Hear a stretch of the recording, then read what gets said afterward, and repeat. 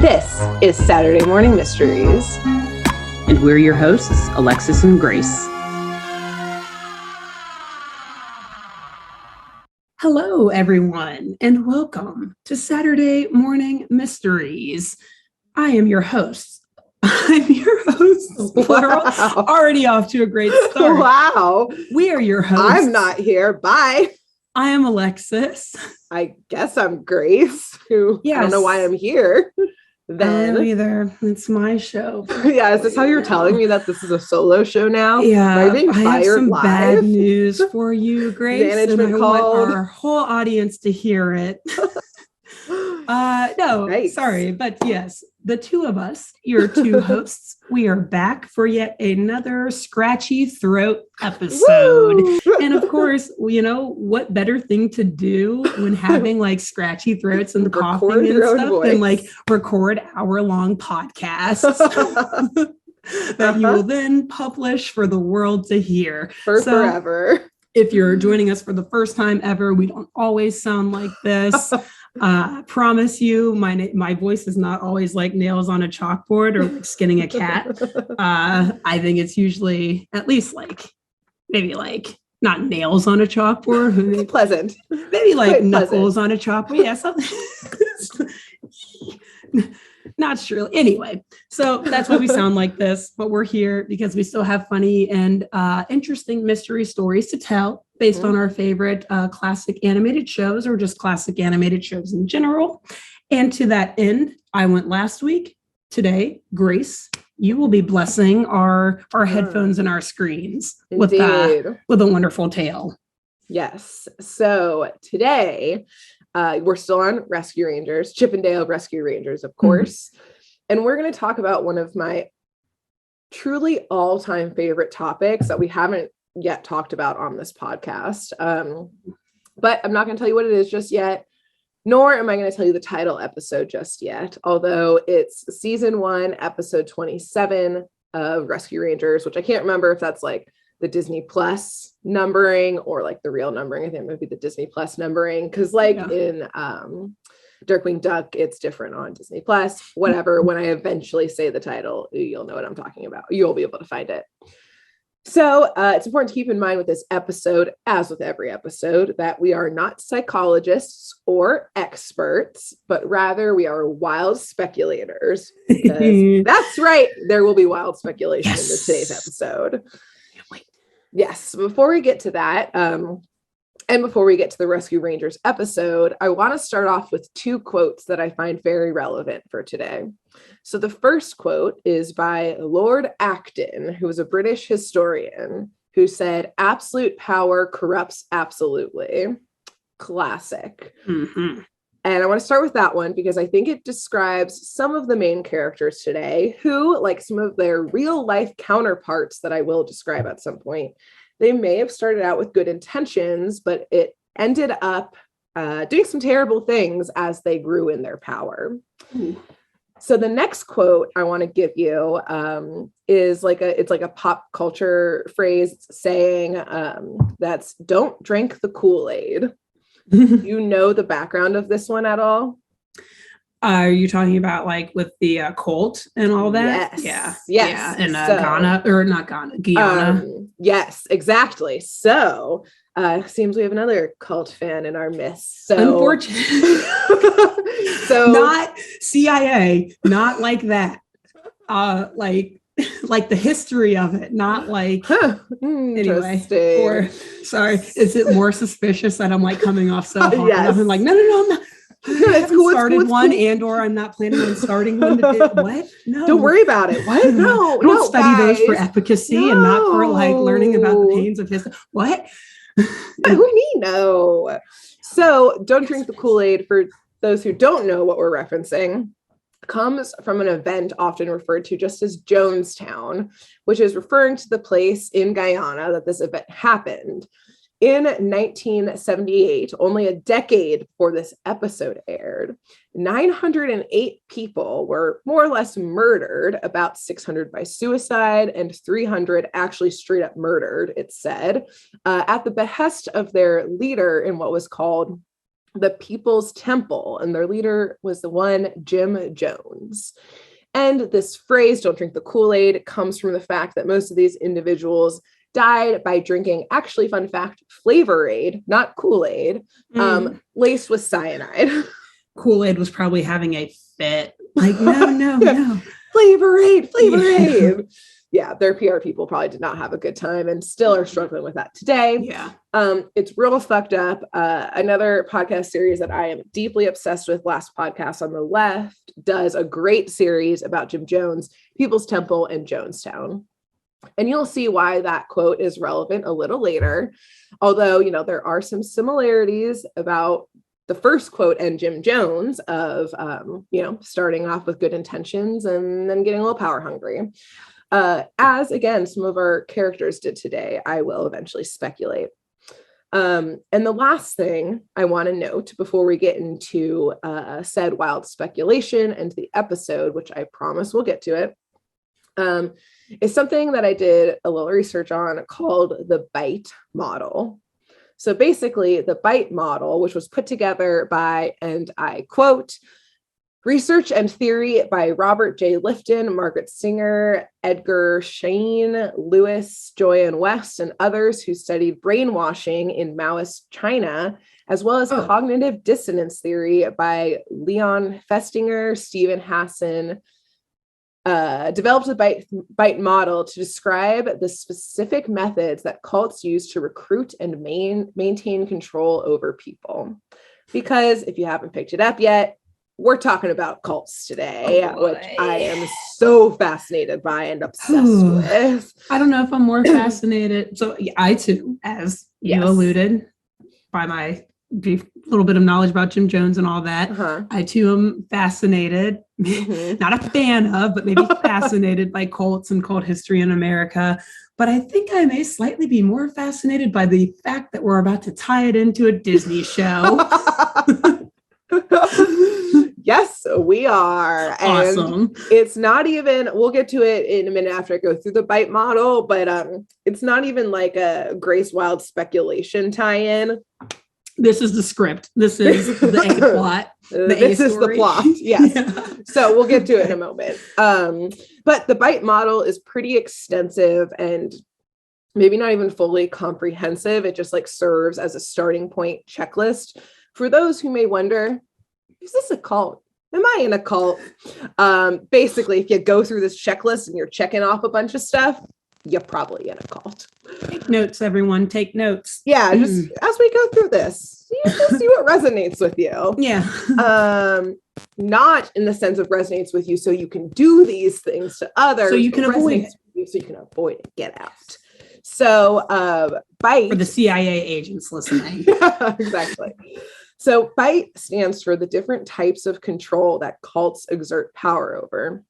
So behavioral, informational, thought, and emotional control, aka BITE. There's a lot more sub-details that fall into each of these categories, but I'm just going to name some top ones. So it's basically like behavioral control and then like a sub-list of different things that could look like. Gotcha. Okay. So some of the examples that I picked out are behavioral, controlling types of clothing and hairstyles, regulating diet, major time spent with group indoctrination and rituals, discouraging individualism and encouraging groupthink, separation of families, financial exploitation, manipulation, or dependence, all in the financial realm, such as like giving away all of your materials and wealth to the cult, which is a real popular method. Then there's the list goes on and on for behavioral, and it gets really dark and very violent. Informational control includes deliberate deception and distortion of information, minimizing access to non-cult sources of information, outsider versus insider information posturing, encouraging spying and snitching on others, and cult-generated propaganda, things like videos, pamphlets, etc. So thought message or control can be changing a person's name and identity, altering mental states, such as through drugs, teaching what's called thought stopping techniques, which is basically shutting down reality and replacing it through things like chanting, singing, and then forbidding critical questions. And emotional control includes teaching similarly those emotion stopping techniques, which would be like denying emotions such as homesickness and doubt, and teaching that like you can't have those feelings. Promoting feelings of guilt or unworthiness about life outside of the cult, instilling fear around things like the outside world and getting shunned by your group. Phobia indoctrination, which is giving fear around leaving the cult or doubting the leader, such as there's no possibility of happiness outside the group, or even going as far as threatening violence if you do leave. Yeah. So all of that long list, again, goes on and on, the full bite model. Look it up if some of those resonated with you and you need to dive into a little more.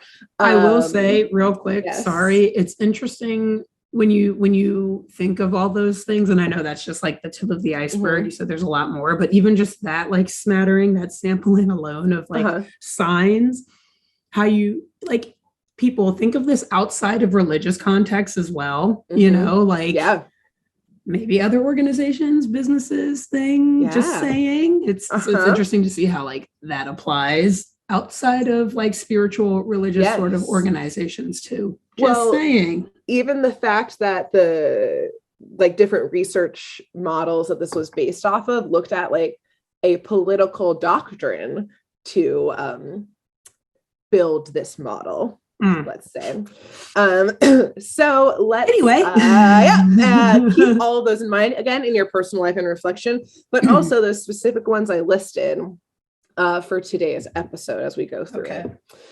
So today we're going to talk about, and you're going to love this based on both a past Scooby-Doo episode and our other conversations around copyright infringement, because the name of today's cult is the Cuckoo Cola cult.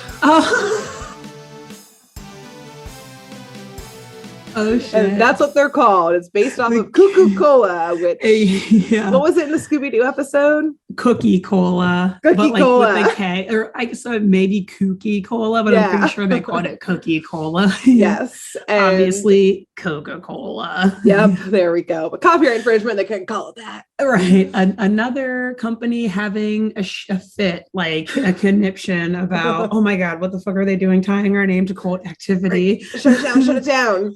Thank God it's a random Disney cartoon. Right. Not Jim Jones this time. Coca-Cola, didn't put cocaine or whatever in their cola at some point to make it super addictive. Which, tying that into your first Rescue Rangers. Anyway, let's keep moving. So by the time we meet the Cola cult, and this is from the actual episode, this is not speculation yet. Okay. And I'll just call them the Cola cult from here on out. Its spiritual guru leader, this mouse named Pop Top, and his right-hand man, Bubbles, are leading hundreds of mice in togas, which I guess for mice, or maybe just like napkins, or like these are not full sheets because they're little mice. I get tissue. Yeah, exactly. Tissue paper. So they're leading these hundreds of mice in togas, and our fan and personal favorite, bowl cuts. All of them have bowl cuts, baby. So all of these mice are pissed then because they have bowl cuts. Yeah. Okay. Yeah.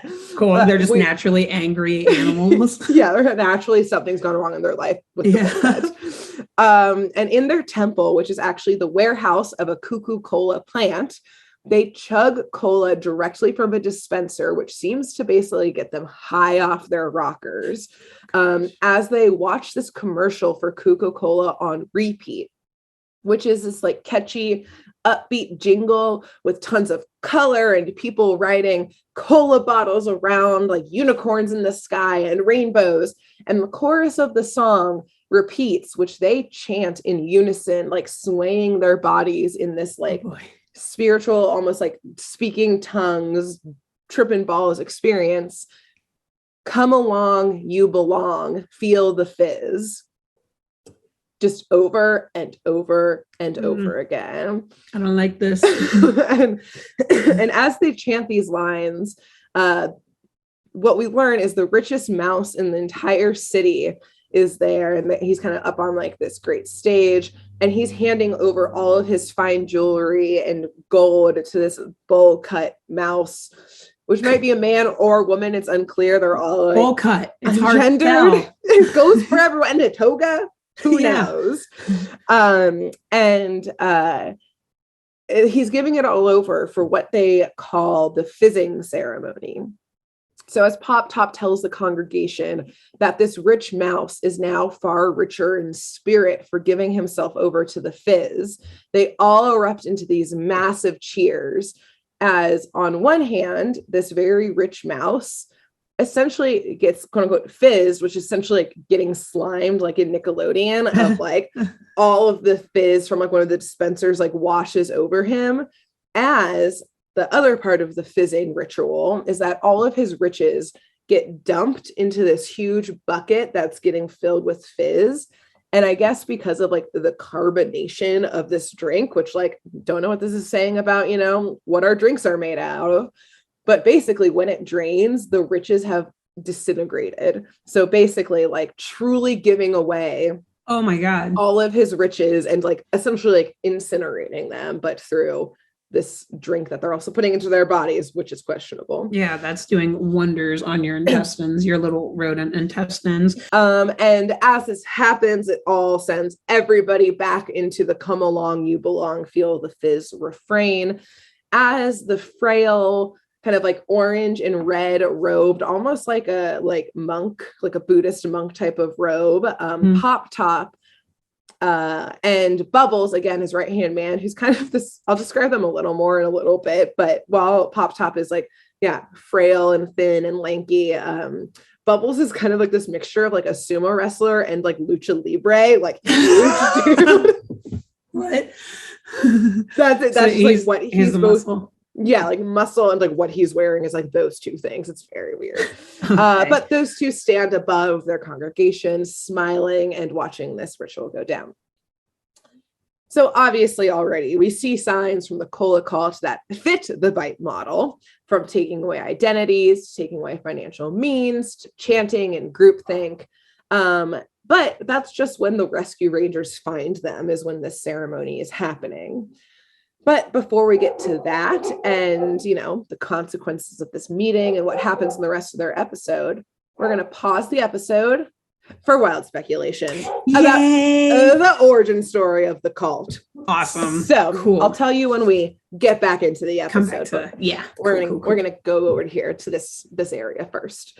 So while our story of, you know, rescue rangers in general probably takes place in New York City, I believe that Pop Top hailed from a much more humble and strict origins.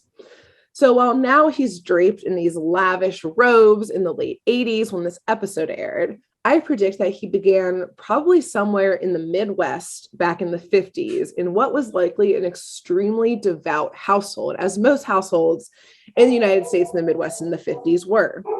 So whatever religion the Tops, I guess. I don't know if Tops is his last name or what.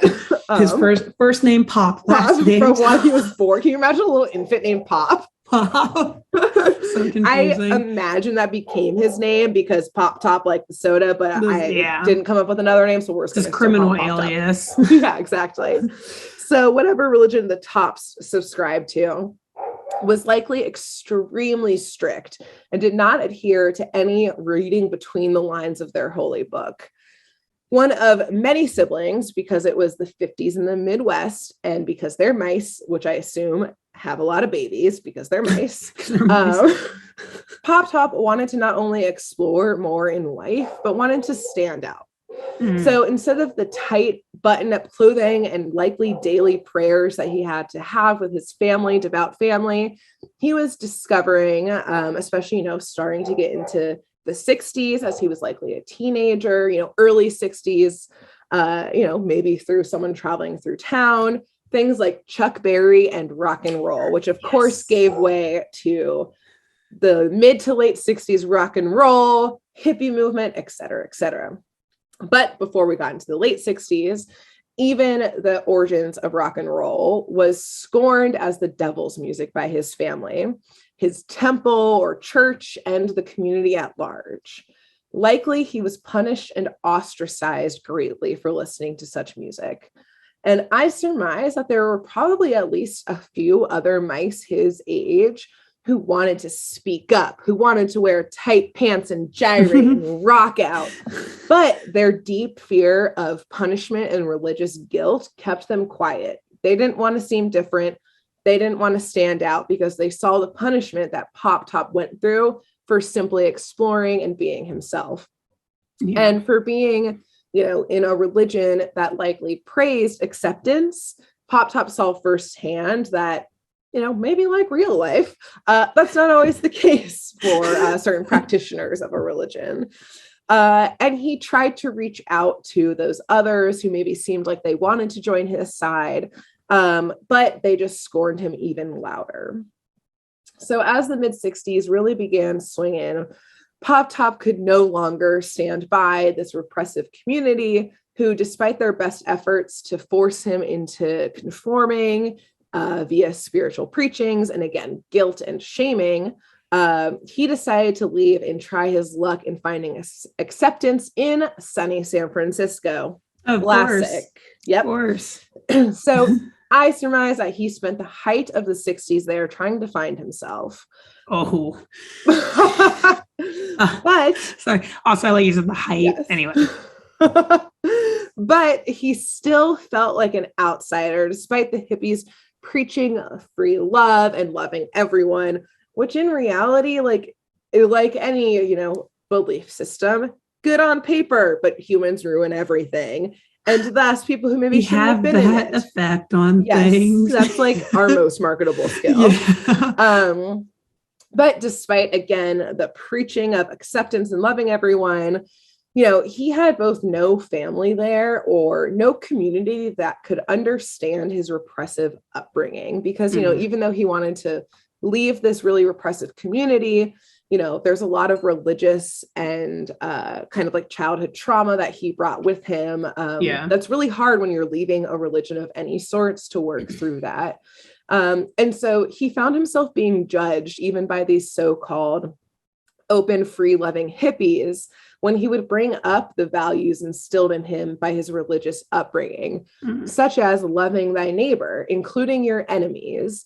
Because, of course, the hippies, even though, preaching love and peace, they still hated certain people like the man and was not truly there to love all thy neighbor. Mm-hmm. So Pop Top struggled with this. And, he would go on and on to say that, the weak and poor, not the rich and powerful, would inherit the earth, as he learned probably in his upbringing. But he ran into those who warred, like I said, against other political ideologies and systems.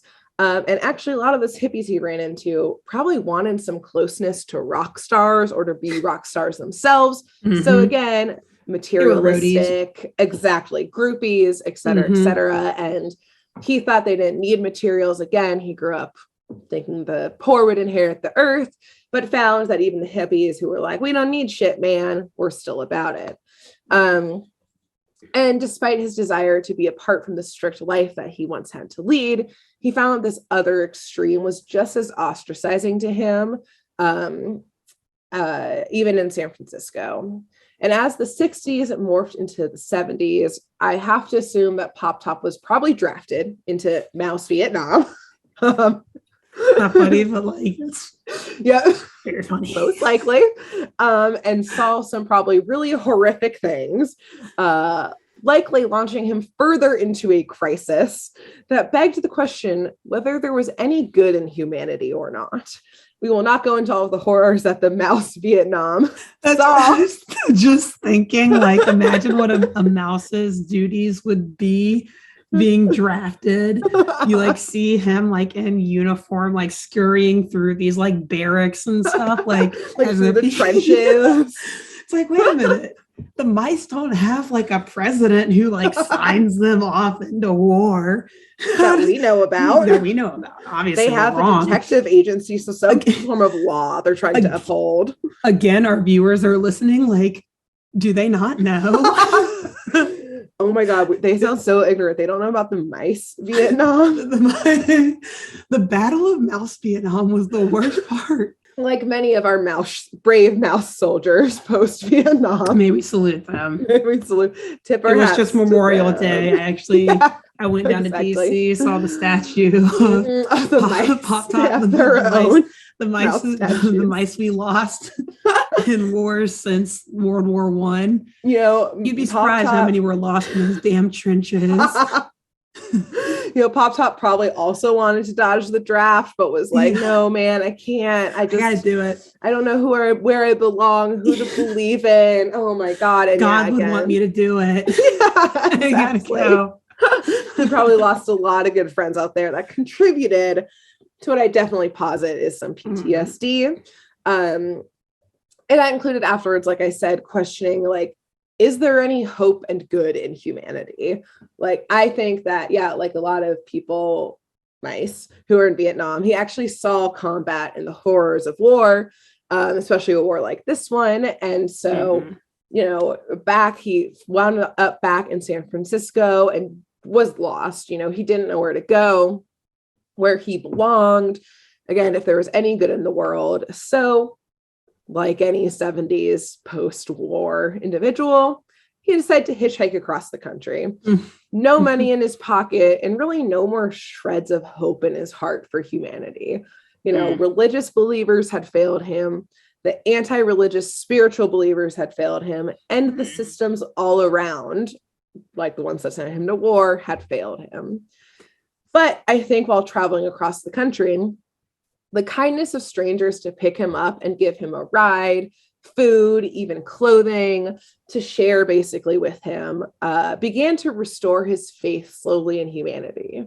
He met people from all walks of life, different creeds and beliefs, and yet they all shared the same core desire, which was to be loved.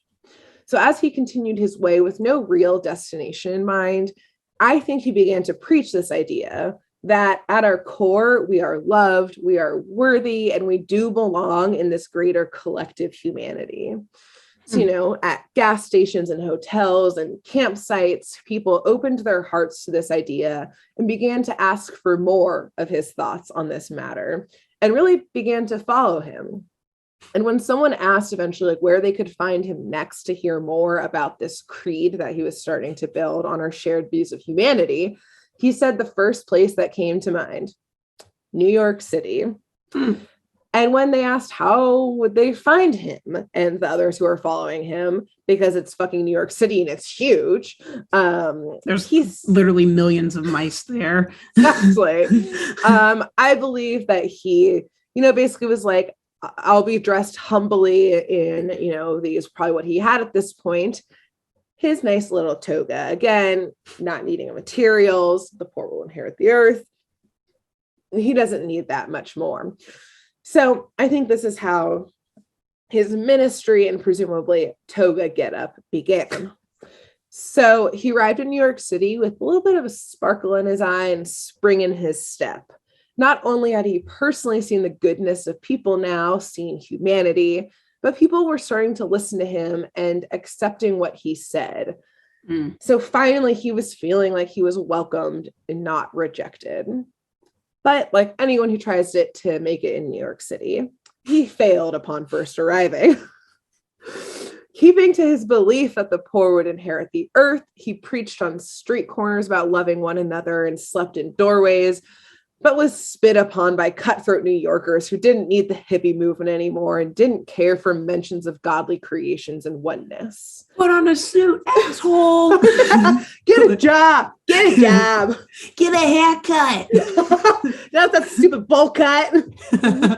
And so even as people from across the country began to trickle in to find Pop Top, his confidence in humanity actually started to waver. Pop Top was a gentle soul, clever and cunning to survive in the world, yes, to make it this far. But at his core, he wasn't someone who was going to shout from the rooftops about his beliefs. Rather, people would have to literally lean in to hear this soft-spoken mouse, to hear his sermons. So how was he supposed to reach these cold people who didn't care about their neighbors in New York? And with all of the people who traveled just as far to see him, what would he tell them as more people arrived and saw that New Yorkers didn't care about humanity? No offense to New Yorkers, obviously, who I'm going to continue to shit talk in this episode. Sorry about it. Luckily, though, there was one New Yorker who took notice of Pop Top's preaching, I think, to a small crowd of people in Central Park. This was a hulking mouse who, again, can only be described as a luchador / sumo wrestler combined. But like mouse sized, right? Like mouse size, yes. It's like a human like rat size. Oh, okay. Like Monty size, maybe. Yes, exactly. Okay. It's more of a rat, maybe. Gotcha. But I'm going to keep calling him a mouse because that's what I wrote down. Yes. So this hardened mouse, I believe, came from the tough streets of New York. Who this is obviously Bubbles. And first looked at this group. This hardened mouse. Bubbles. Bubbles. Bubbles. Looked at this group of mice following this togaed man, mouse. Probably first saw him as some type of freak show, who he could probably con. But he found himself walking by this small service again and again, kind of in denial that he wanted to actually hear what everyone was crowding around about, trying to play it off like they're so lame. You know, what a bunch of weaklings. They don't understand how New York really works. Until one day, I think Pop Top deliberately called him out and invited him to come sit with them and hear more. And this was, I think, the first time that anyone actually looked at Bubbles as an individual with feelings and needs and worthiness, rather than just a muscle to fight on the street or just another mark to be taken advantage of.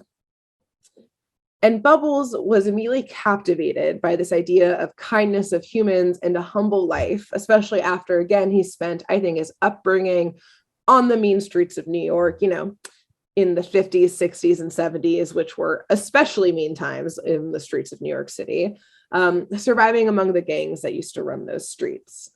And he stayed after to continue speaking with Pop Top, who, once he heard of Pop Top's unhoused living, wavering ability to try and stay in a city where no one was really listening, yet having this growing congregation and population of followers from around the country and what to do with all of them, Bubbles jumped on the chance to help out and to join in a place that, again, saw him as another mouse being, I guess. Yeah, again, rather than just a hunk of meat. And so he said he knew of a safe place that they could all be in and grow. And that was the Cuckoo warehouse. So as the ministry all arrived one day to the warehouse that Bubbles knew of through, I'm sure, some shady but reliable street connections, he handed them out, you know, trying to be a good host, trying to convince them this is a good spot. He handed out, I assume, small thimbles, because adorable, they're mice, of Cuckoo and showed them around, again, hoping to impress Pop Top and show his worthiness that he can give back to this group and find a suitable home for them. So I truly believe that this Cuckoo has like a slight hallucinogenic quality of it for mice. And as they sipped the thimbles and toured around, they began to feel giddy. And as soon as they entered the room that Bubbles foresaw as like their main temple, he played the jingle for them on like the TV that's sitting in there. And that's the one that rang out, "Come along, you belong, feel the fizz." Preaching the belongingness that Pop Top had always been seeking and preaching. It was like a stroke of God. So there, they officially had a home and became the cult of Cuckoo with Pop Top at its head and Bubbles at his side. Wow. And as more people trickled in, praising Pop Top's messaging and experiencing the high of Cuckoo, which only solidified their love for this gentle leader and even more, the mice of New York City were no longer a cause for grief. Instead, as the congregation grew, they became a mission that if their cult could convert New Yorkers into loving people for humanity, for their pure humanity, instead of trying to get something out of them, then everything Pop Top was saying was really true. Again, sorry, I'm shitting on New Yorkers. It works for my story, so I'm gonna keep doing it. I mean, to be fair, you're shitting on New York mice mostly. Exactly. So you're right. Mostly. For the most part. Mostly. So as people were disillusioned by the 60s and what the hippie movement had promised on top of war and violence and the future, Pop Top's message actually did start to spread like wildfire.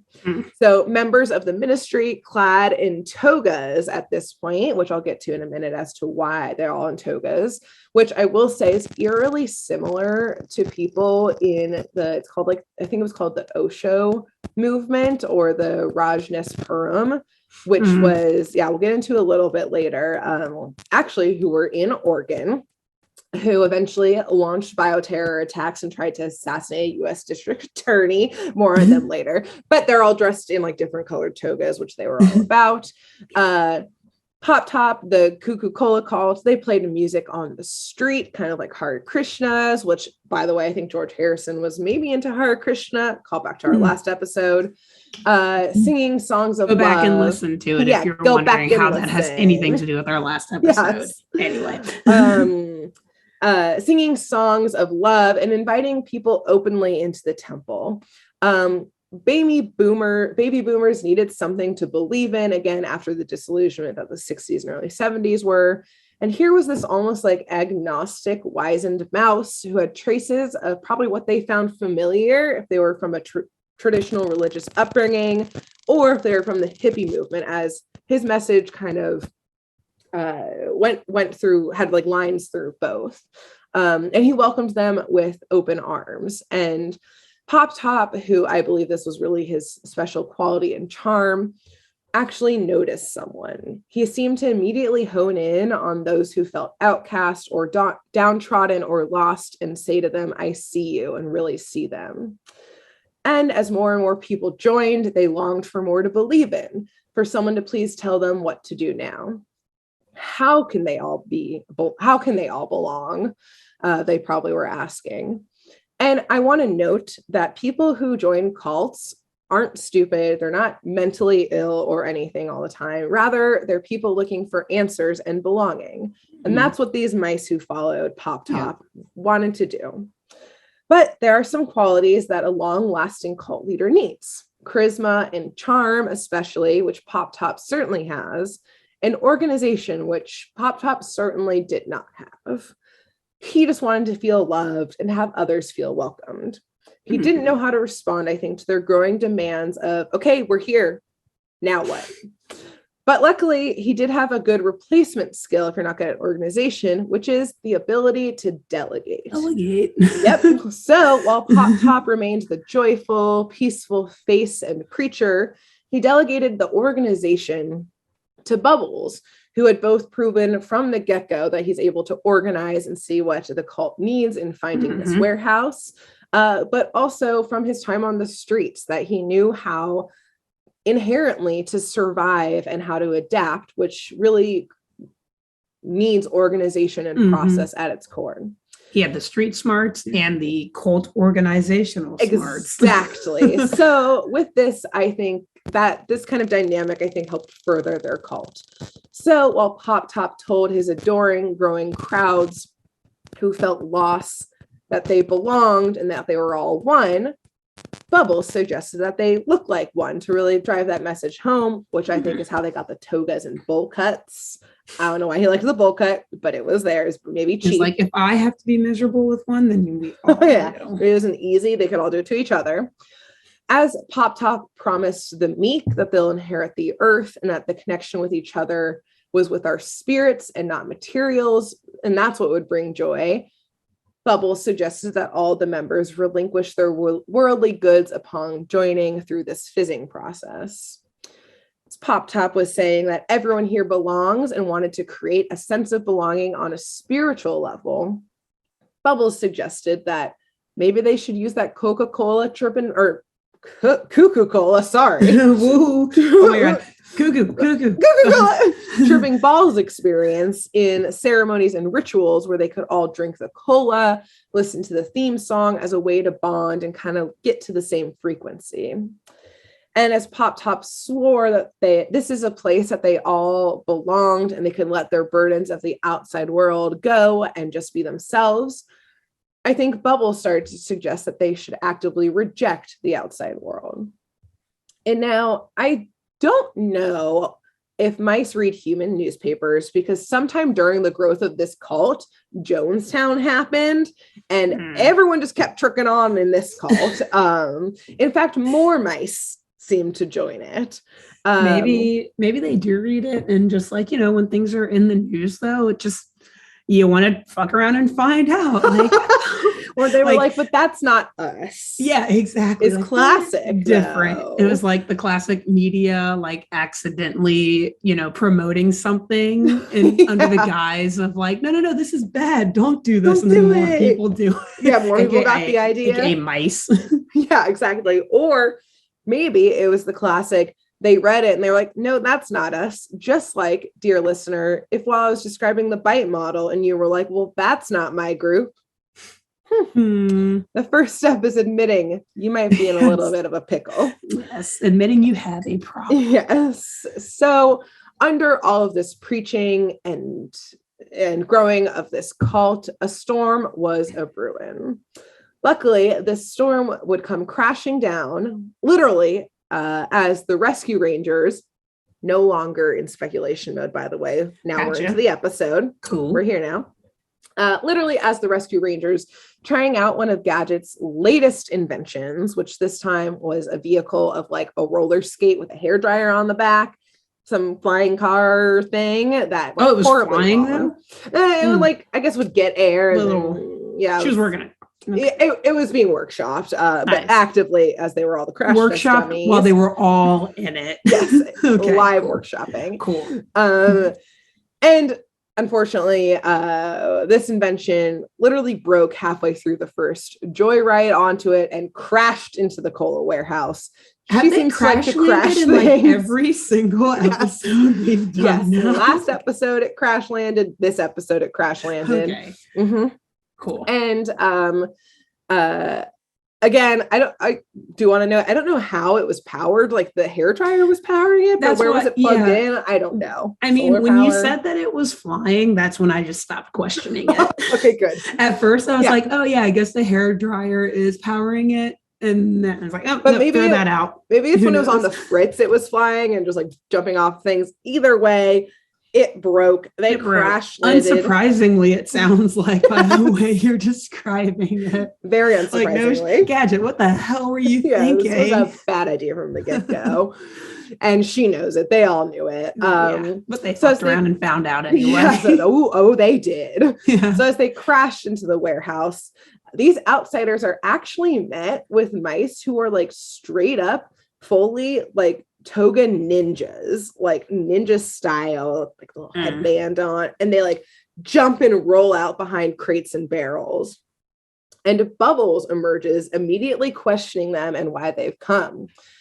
Clearly, there's a little vibe of paranoia about someone just bursting into the temple, which does kind of make sense. They just literally burst into the property, breaking yet another window and property damage. Yeah.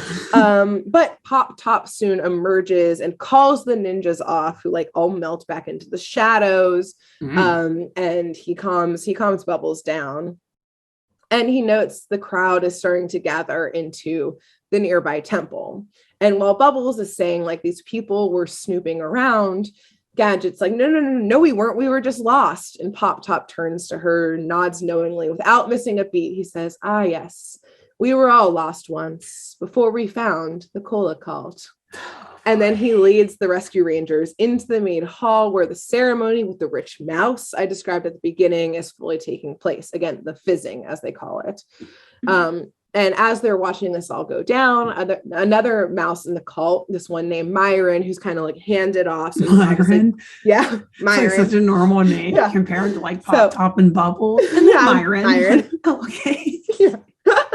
who I guess is maybe high up in the ranks as well, whatever ranking system they have here, because he gives the Rescue Rangers the tour of the temple while Pop Top and Bubbles go to do this ceremony. He shows them the soda showers the members are taking, which again is just like standing under the dispensers and like soaking themselves in Cuckoo Cola, aka LSD, or whatever. Very sticky LSD. Yeah, very gross. So it's like the floor of a movie theater in that place. Yeah, sticky everywhere. It's like you hear plastic. Yeah. And so Myron asks them if they're here to join the cult. He's like, wow, this is so exciting. Like, this is what you guys new are here members. For? What's up? And the Rescue Rangers quickly are like, no, bye. And they leave. Pop Top's voice rings out behind them that they're always welcome. And while that might have been the end of Rescue Rangers' exposure to this seemingly inconsequential house of worship, and I guess even though they're detectives, they're cool detectives because clearly these mice were doing a shitload of drugs, but maybe the Rescue Rangers were like, nah, decriminalize it. We don't need to get them for all this clearly LSD they're taking. We're not here about the war on drugs. We ain't about that life. Right. We solve real crimes. Yeah, exactly. They're just trying to have fun in there. Yeah. But they're met that evening with a knock on their door at their little Rescue Rangers HQ, which is in the little treehouse. It's very cute.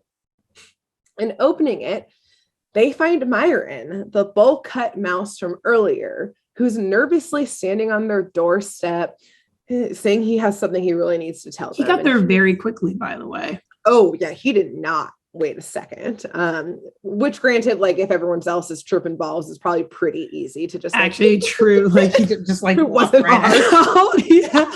He just followed them the whole time as they left. He was like, wait, yeah, guys, I'm coming. Oh, no, they don't hear me. I'll meet you back at your place. Cool. Exactly. Cool.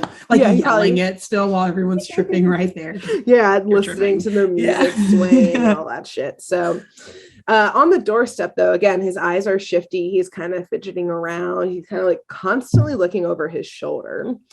But right as they're about to invite him in, one of Gadget's experiments that she's tinkering with, kind of just in the HQ, something goes wrong with it again and causes chaos. Basically, it's a magnet and shit starts flying across the room and flying over their heads, which obviously freaks Myron the fuck out. And it makes sense that the first sign of disturbance and discomfort, an experiment exploding everywhere, someone who's indoctrinated into a cult and kind of got the bravery to leave and maybe seek help would immediately flee and go back to where they had a sense of safety, which is actually something you see over and over again with people who try and leave a cult, is that if the slightest thing goes wrong, it makes sense. It's essentially an abuse cycle, an abusive relationship of they go back to the thing that promised them safety because clearly something else went wrong and nothing was going wrong in the cult. I don't know if I'm explaining that well, but basically, they go back, and that's why it's so hard to leave. They're like, oh, I was safe here. Yes. So let me go back there because this horrible thing did not happen when I was under Jim Jones's protection. Exactly. Or saying things like, see, my cult, my leader, my guru, whoever, he told warned me. Yes, something bad would happen. And look, it did. I need to go back. Yeah. But clearly worried at Myron's deep distress, because that was pretty terrifying. He showed up, said he had something to say. He clearly was under duress. The Rescue Rangers returned to the Cola warehouse to try and find him and learn what he had to say. Because, they care about other people, other mice. But while trying to sneak around, Gadget's yet again latest invention breaks down, and this time not just 0 for 3 today, just saying. And not only this time does this crash landing literally from the ceiling alert all of the ninjas in the warehouse of their presence, but it almost literally crushes Zipper, who's the little fly in the group. So literally almost kills him because this experiment went wrong. And they flee immediately. Luckily, they get out okay. Perhaps momentarily noting how odd it is that this apparently peace and loving cult would have essentially armed guards, which is another thing among some extreme cults, the gradual or sudden arming of themselves, which we will also talk about later. So back at HQ, as you've noted actually just now, Gadget is 0 for 3 on her inventions, including the last one, which almost killed another member. Mm-hmm. So as they're kind of regrouping, being like, well, that was weird, I guess Myron will come back, TBD. Gadget comes down with a packed suitcase because they also all like live together in HQ, I guess. And she says that she's renouncing herself from the Rescue Rangers. Goodness. Yeah. She was like, look, I am causing us actual danger. We were almost attacked by these ninjas more than once now because my experiments failed. I almost killed Zipper. Like, I'm putting everyone in harm's way because everybody has something very specific that they bring to the group, and hers is inventing. And I do want to say real quick, she's like going one by one, like heartfelt, like naming the beautiful skill that they bring and value to the Rescue Rangers. When she gets to Dale, she goes, and Dale has a good sense of humor. Goes on to the next person. Which, okay, important. I will say they're in some very life-threatening situations. Some comic relief is very helpful. Exactly. But also, like, damn, they love shitting on Dale. Yeah, damn, girl. Wow. Yes. Also, let me just say real quick, like, I don't think it's a sign that Gadget needs to leave. I think it's a sign that you need to not, like, you need to test things in a lab and not in real life. Like scientific method this. Exactly. You don't like make something and be like, all right, guys, let's go. Like, let's try just it out. Like, be make a little it, more test careful. it, and then, anyway. Exactly. Like, it's an opportunity to learn. Right. But I will say she has seen so much of, again, like what everybody brings to the group. And that is like their strict roles and values. And I don't know too much about Gadget's whole backstory, again, beyond the fact that like Monty like knew her father. And so I assume something must have happened to her family, which is why like Monty like sees her as a daughter. So maybe there's something there, a little bit of trauma with belonging and that value piece. So obviously the gang says exactly what you just said of like, whoa, girl, that's a little extreme. Chill. And we all fuck up sometimes. Like, look at Dale. I'm sure they were all thinking. They didn't say, but I'm sure they were all thinking it. As you just noted, Dale brings nothing to the table and we still let him around. Yeah, he's still here. Yeah. But as they're all trying to talk some sense into her, that she is just not listening, Myron actually bursts into the door from like this rainy night that it's become, and promptly from, I think, just like the extreme and adrenaline and whoever knows what else is going on in him, he bursts open the door muttering the cola call over and over again before he just passes out on their doorstep. Very dramatic. Myron. Very dramatic. Is it good? Should I hold longer? One more time. Are they all looking? Zoom the camera in. No, that's not my good side. Other side. And obviously everyone rushes to revive Myron. And Gadget, as this is happening, quietly slips out of HQ and into the rain. Yeah, she's like, thanks for the distraction. I'm out. That's dramatic. Like super shady and actually super shitty of her. Like, wait, no, we have like a legitimate. You could help him. Emergency. Like, call an ambulance. She's like, nope, I fucked too many things up. I'll probably kill this mouse if I touch him. Probably was thinking that at this point. Yeah. So unsure of really who she is now and like who is she if she can't invent? After all, her fucking name is Gadget. So she's not gadgeting around anymore. What is she doing? Yeah. So she's wandering the streets of NYC in what I believe the creators missed an incredible opportunity to have like a beautiful late 80s song and montage of like her the like ballad. Yeah, like staring at her reflection in the rain, which she does do at one moment, but like it needed to be like a very long, like, seeing the reflection of like the neon lights of New York City as she splashes through, like a cab splashing her. She tries to hail a cab, but it just splashes her instead. And then she's back to walking. She gets mugged, or like a dog steals her suitcase, and she's just alone walking, looking around. Exactly, like the big city. Like it would have been an incredible montage that they missed the opportunity. I love these writers, but this one they fucked up real bad. Yeah, they should have done it. But while wandering the streets, I'm not upset or anything. But while wandering the streets of New York City, she stumbles into Pop Top and his merry band playing the streets, even in the rain. Again, like I said, like the Hare Krishna is out singing and inviting people in. And again, he's very perceptive of other people. So he actually stops the music immediately as she's now crying. And he's like, whoa, are you okay? Like, girl, what's going on? And she's just going on and on about she doesn't belong with the Rescue Rangers. Who is she? And without missing a beat, he tells her to come along and feel the fizz. Oh no. It's literally what he says. With a catchphrase like that, hey. How can you miss, baby? I do want to feel the fizz. I will say a very extremely important thing about cults is marketing.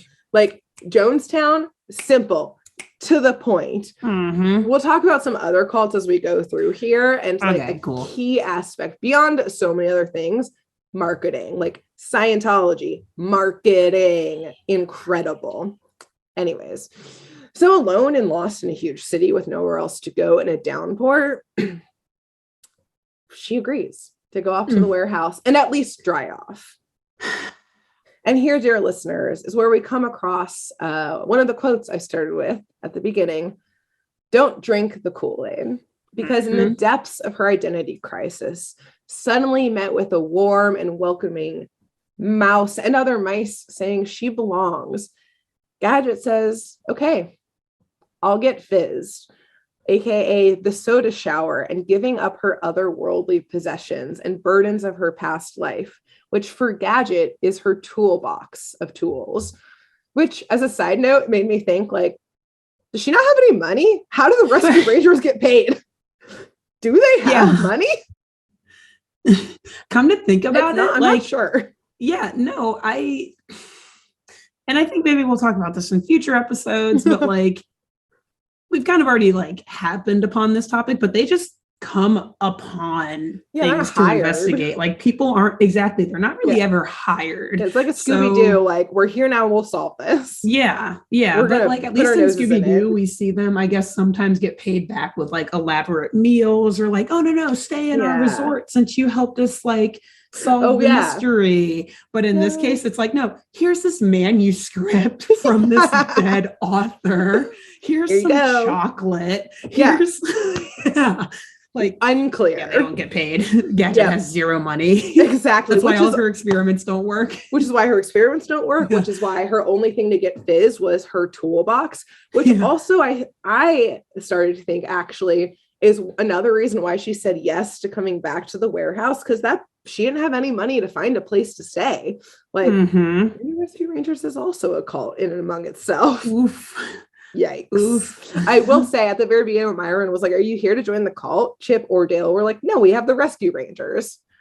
Who knows? The Rescue Rangers are like, we're not like them. No, we're different. The first sign that you're in the cult. You see how their eyes get sometimes Monty with cheese, Dale with sweets and sugar. Like they're obviously obsessing over something going on here. Yeah.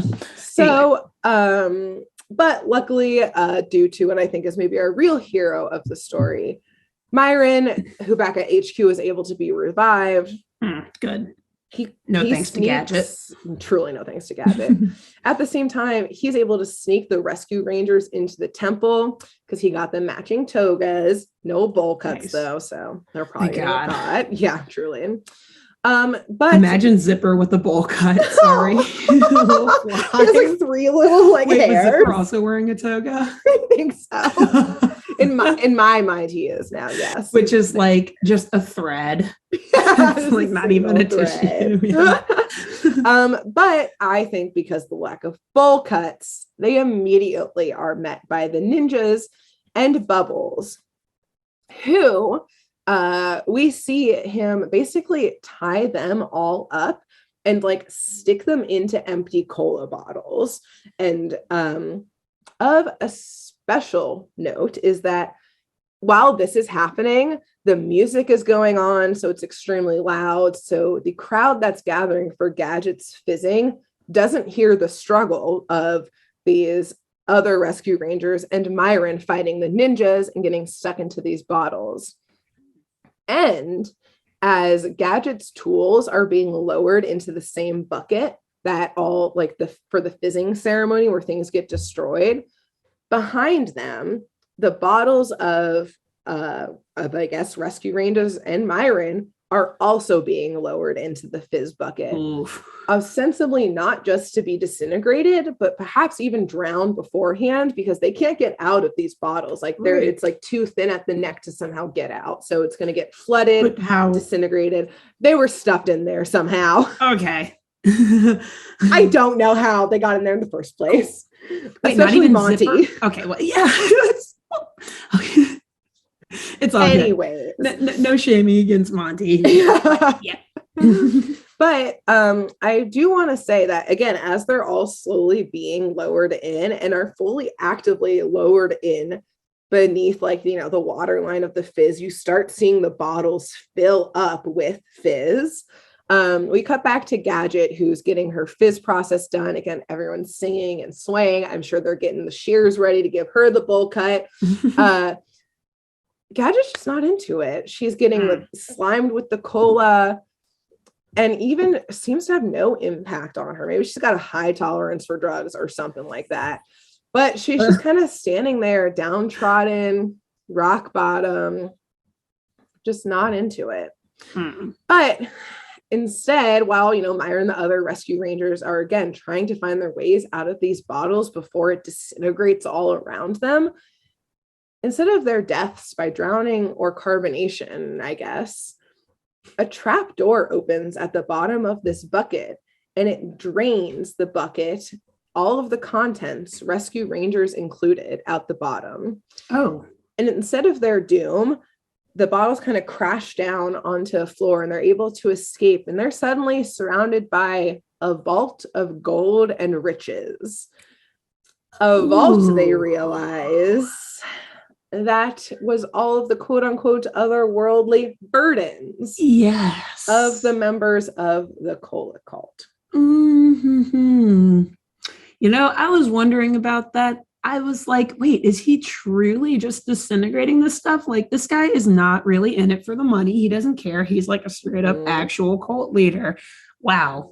Interesting. And this, I might add, again, kind of merging again our back and forth between real world cults and this cult, is truly an incredible key to quote unquote successful cults. Money grabs. For example, at its peak, Om Shinrikyo, which again, last podcast on the left is an incredible series on, which can only be described as a Japanese doomsday death cult that led straight up terrorist attacks in Japan, including one on the Tokyo subway that killed and got hundreds of people sick through basically a biological like gas attack at its height, and also like worked with why can't I think of the name now of the Japanese mob that runs fucking everything. Oh, the Yakuza. Yes, they like worked with the Yakuza. At its height, cool. Om Shinrikyo was worth in like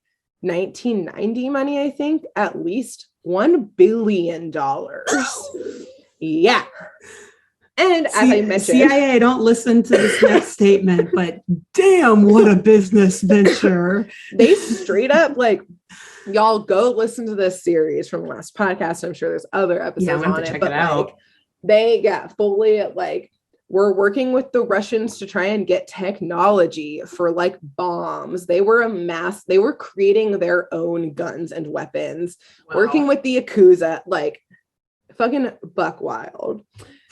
And as I mentioned, not only is giving away your financial means a form of control for you as a cult, but it also gives the cult ability to grow. Yes. Sure. Marketing, baby. Yeah. Let's spend money on that marketing. Exactly. And sure, maybe it's used for good if given back to the people. Like I will say at the start of Jonestown, Jim Jones, or the People's Temple, Jim Jones did give some money back to the community he was trying to help in really progressive ways at the very start.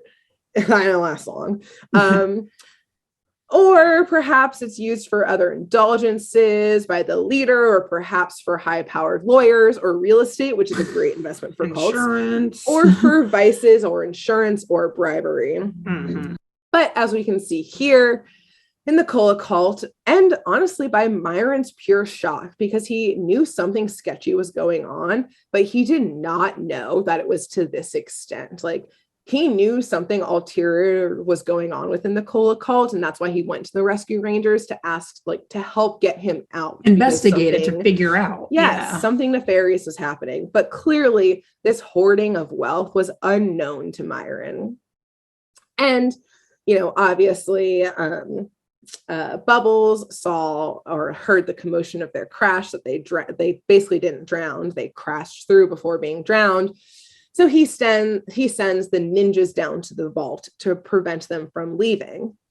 And as this happens as well, as the ceremony on the other side of all of this, just above the trapdoor is happening, Gadget's not feeling it. So she kind of tells the leaders and everyone, like, sorry, like, this isn't for awkward. Me. Like, I don't know how often this happens, but like I'm actually going to go. Yeah, like, I'm not into it. Like, I don't know where I belong, but I don't think it's here. Like, I don't like what's happening. Good for her. I know. So clearly she was just looking for a place to stand where it wasn't raining. So yeah, but then she got wet because she got drenched with the cola. So she was like, I got wet here too. Yeah. This didn't help me. This didn't give me any answers. Yeah. Actually, now I'm sticky as well. Yeah. Like, I'm gonna go back into the rain to wash off all the sticky shit on me. Yeah. And so, ostensibly, like, she's allowed to start leaving, except she's met by ninjas. Once she's out of the en masse group of congregants, she is immediately captured and thrown into the same vault that the Rescue Rangers are in, as the ninjas and leaders need to figure out what the fuck to do with these people who have now figured out, because they figured she's going to go back and find the rest of the Rescue Rangers are gone. She's going to figure out Myron was probably here. She's going to come back. She's going to know we did something to them. But to everybody's surprise, including Myron and the Rescue Rangers, that the next to be thrown into the vault, completely tied up like the rest of them were, is Pop Top. And so the other ninjas flood in, and Bubbles comes in after them, completely to Pop Top's pure surprise and deep betrayal. Oh no. Because here we recall our first quote about power. Because we see that the opportunity for power, I believe, is what brought Bubbles into the cult to begin with. Yes. And it's power he's gonna fucking get. He played the long con. So as Pop-Tart's heart breaks, it's so sad. This, like, he truly was here. This cult leader's heartbreaking. Truly. So but I see, yeah. He truly was Either betrayed way, though, we should talk about the end culpability. But anyways, he learns that not only has Bubbles been stealing everything from everyone this whole time, but he is now stealing the cult out from underneath Pop Top. Also, I want to note, I had to write Pop Top so many times, and the whole time I was like, I want some Pop-Tarts. Pop-Tarts. Like, thinking about them too. That sounds so good. Okay, it's not just me. No, like, I haven't had them in so long, and every time I was just like, interesting. That sounds delicious. Been a while. Yeah. Anyway. By the way, Bubbles flippantly mentions that he was the one who, the second time the Rescue Rangers came into the warehouse where they almost killed Zipper, that he and the ninjas were the ones that sabotaged Gadget's vehicle. So it wasn't that her experiments were going wrong. It's that he was able to sabotage it and almost kill all of them. Wow. which I will say gives Gadget a little bit of like, oh, so it wasn't my fault. I'm still 2 out of 3, but sure, 1. But like that was successful. The one that broke the camel's back. Exactly. So if we can take that one back, and it's like a little bit of self-confidence reinstated. Yes, exactly. And so also that's like Bubbles is like an evil genius here. Like, maybe we'll talk about it more on the end. I'm trying to figure out how that all ties in. But he is conniving.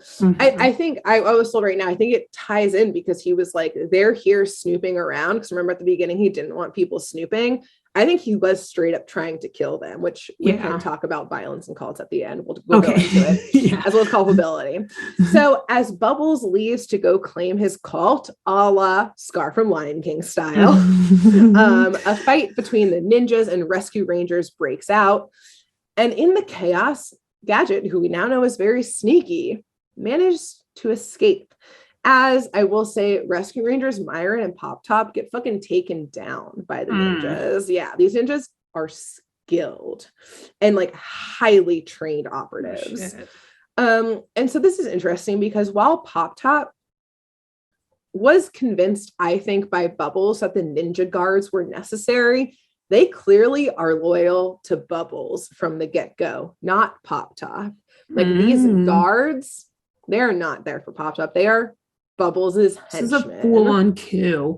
Either that or they've just been using Pop Top as a front like all this time. This time. So I speculate that, that these ninjas were actually Bubbles' cronies from his gang's street days, hoping to ride his, coattails, his tail to the top. His literal tail.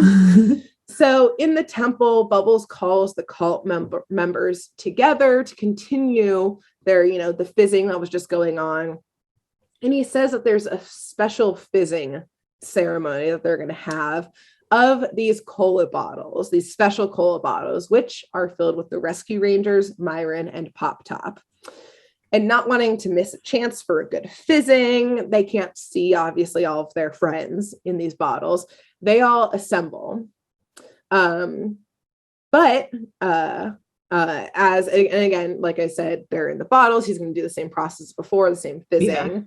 But some of the cult members who maybe weren't there for the trip that just happened, they wonder aloud where Pop Top is. He's never missed a ceremony before. But Bubbles downplays his absence and immediately begins the Cuckoo Cola jingle and the soda showers, aka drug baths. Look over here, guys. You belong, feel this.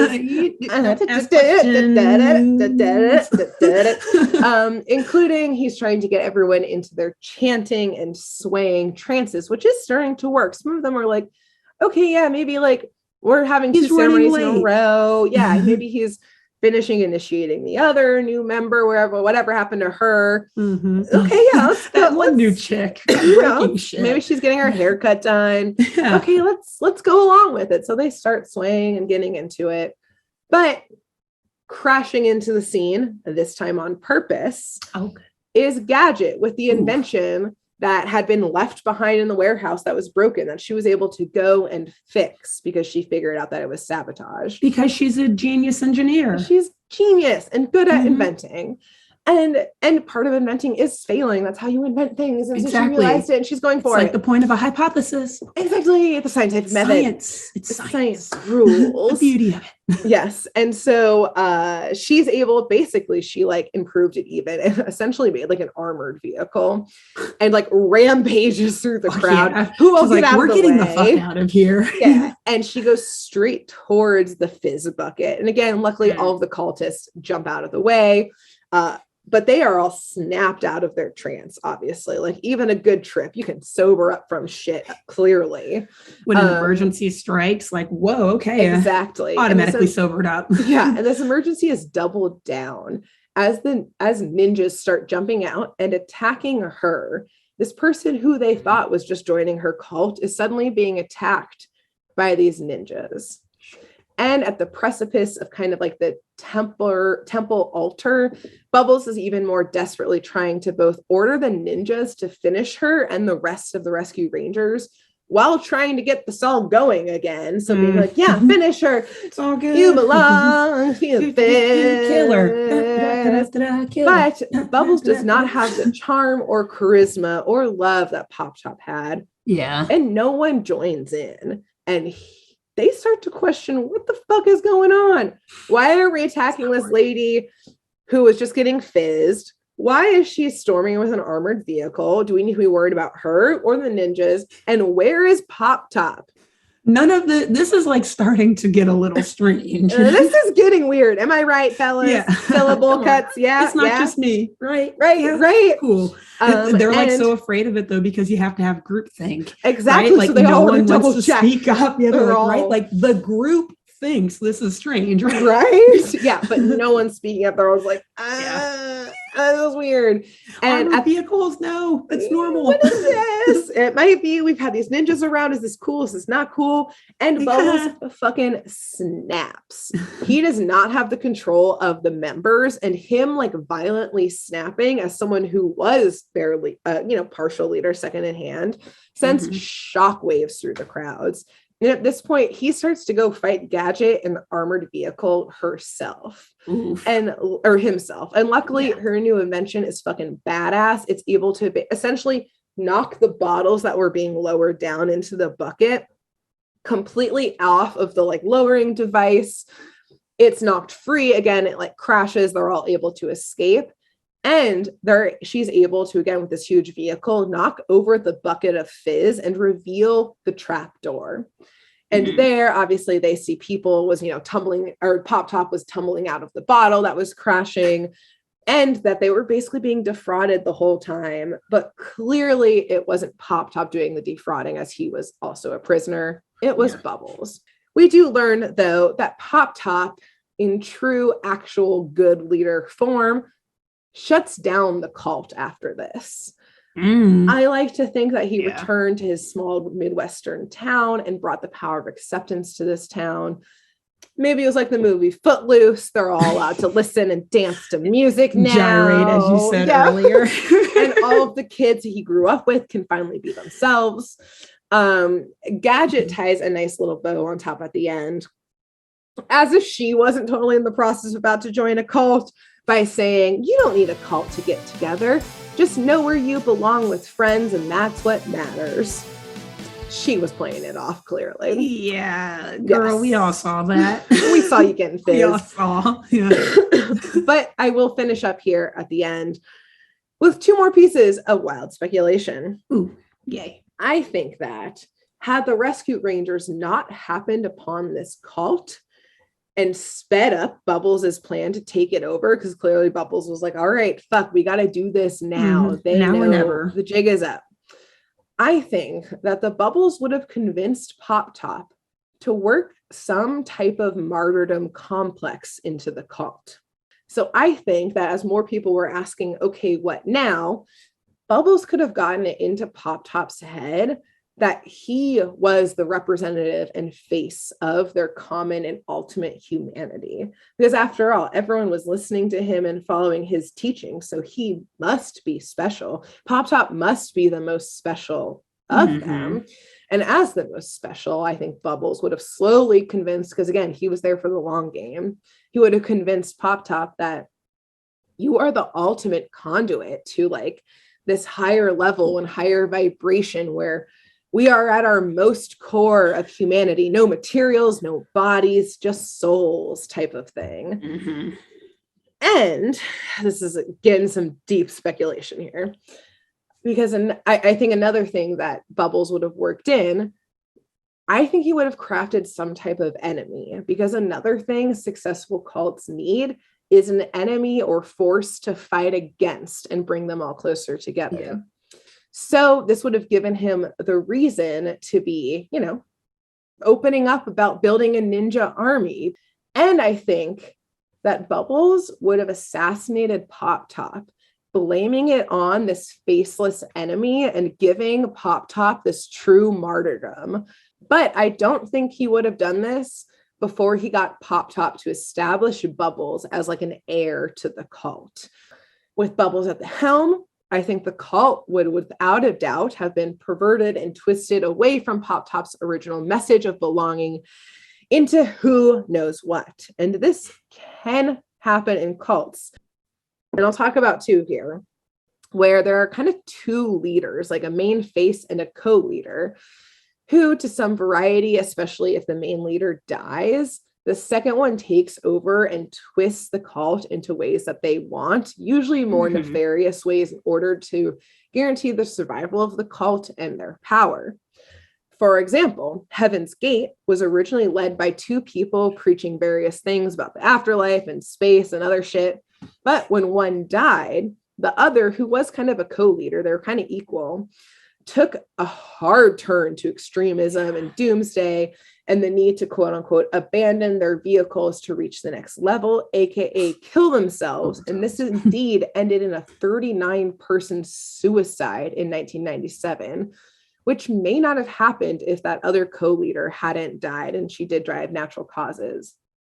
Additionally, I mentioned earlier the Osho movement, the one that had happened in Oregon, which I know I will say a little less about, but beyond amassing weapons, again, classic cult, when the main guru retreated into silence, the second in command became more or less the spokesperson and leader of this quote unquote commune, intentional living, aka cult, and only made the hostilities worse between them and the community. She was eventually pinned for a number of crimes and criminal activities, including trying to win a county election by poisoning the populace, among other assassination attempts. So slightly removed, but still it goes to show that the second in command can be just as serious and dangerous as numero uno in settings like a cult. And that's it. The end. Ergo, why Bubbles was the most, such an innocent name, but he was the most dangerous of them all along. It's also almost like that. It's like the militarized, more radical thought, especially after losing your initial leader. It's like, well, they weren't doing things big and bold enough anyway.